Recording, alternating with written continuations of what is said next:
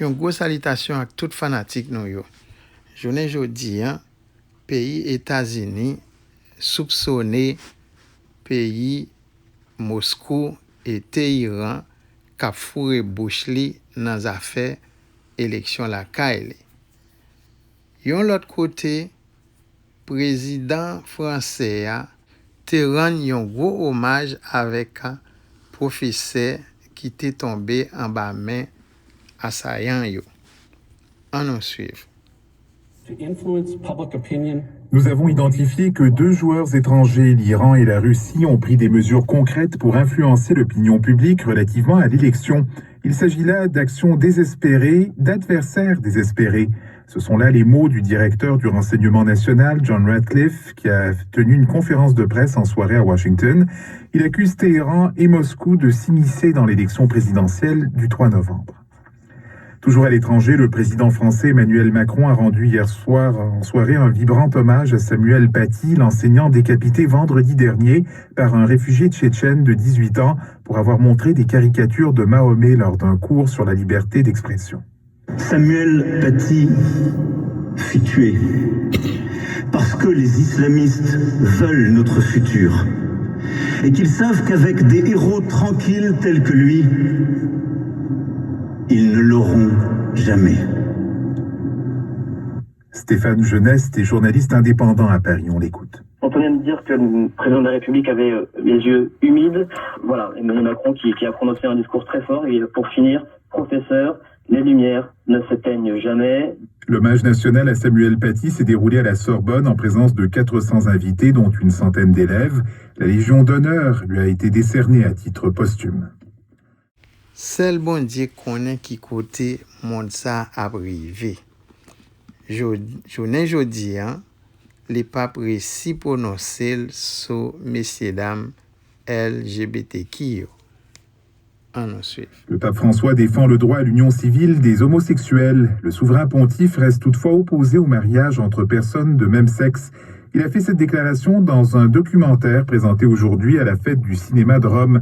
Le président de la Fondation Émergence, Patrick Desmarais, se réjouit de ce développement. C'est très positif pour nos communautés LGBTQ+, d'entendre un chef religieux qui regroupe beaucoup de millions de personnes sur la planète s'exprimer dans ce documentaire. Depuis son élection comme pape, François avait déjà évoqué sans rejet la notion d'union civile pour les personnes de même sexe, mais dans ce nouveau documentaire, il plaide avec une force inédite pour ce modèle légal.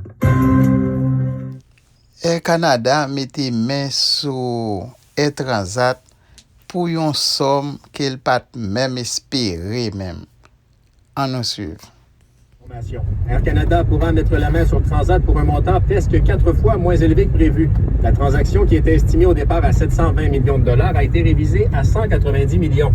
La valeur de la maison mère d'Air Transat a chuté ces derniers mois en raison de la pandémie de COVID-19 et Air Canada veut profiter de la situation pour acheter sa concurrente Arabic. Compte Joe Biden pour croiser les faits à Soya pour une dernière fois dans le cadre de campagne élection États-Unis. Ensuite. On s'attend effectivement néanmoins à des moments tendus, surtout qu'au cours des derniers jours, le président Trump s'en est pris déjà à la modératrice du débat, une journaliste de NBC qui l'accuse d'être à la solde des démocrates. Puis, la campagne du président a aussi critiqué le choix des thèmes qui seront abordés ce soir. On parlera, entre autres, de COVID-19 et de relations raciales. C'est effectivement peut-être la dernière occasion de changer la dynamique de cette campagne, mais il y a déjà, il faut le dire, beaucoup d'Américains qui ont fait leur choix. Ils sont plus de 44 millions d'électeurs à déjà avoir voté par anticipation. Haïti.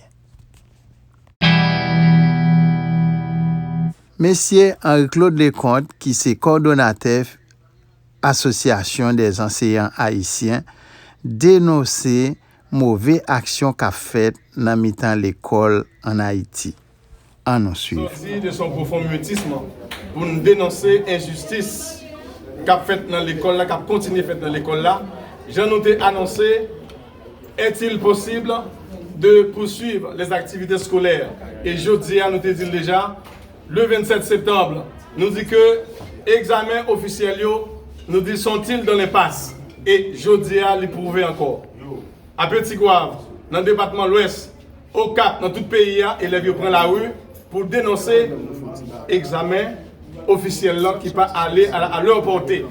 Et je dis encore, il y a dans la rue, il y a manifesté pour dénoncer le ministre Bodeguet, Josué Cadet, qui choisit pour continuer bousculer Timonio, faire injustice à travers l'examen officiel qui est gagné. Et il prend un piège, il dit qu'il n'y a pas besoin de préparer l'autre examen, il a un petit programme, et ce programme, ça va mettre professeur disponible pour eux, avec fonds UNICEF mettre disponible pour faire question rattrapage là. Et je dis à nous, ouais, cours rattrapage là, et plus programme minima, lui passer à la tangente de ça que le ministre a dit.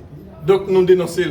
Nous dénonçons injustice parents à élèves qui dépensent tout avoir pendant toute année et tout le monde connaît dans quel contexte ils à l'école avec Covid-19 là.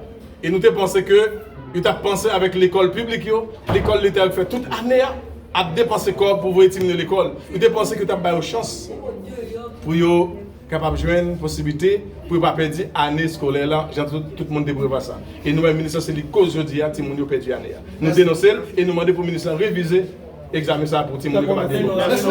Nous sommes Henri-Claude Lecôte, coordonnateur national, réseau national des enseignants d'Haïti. D'accord, merci. C'est moi qui vous remercie.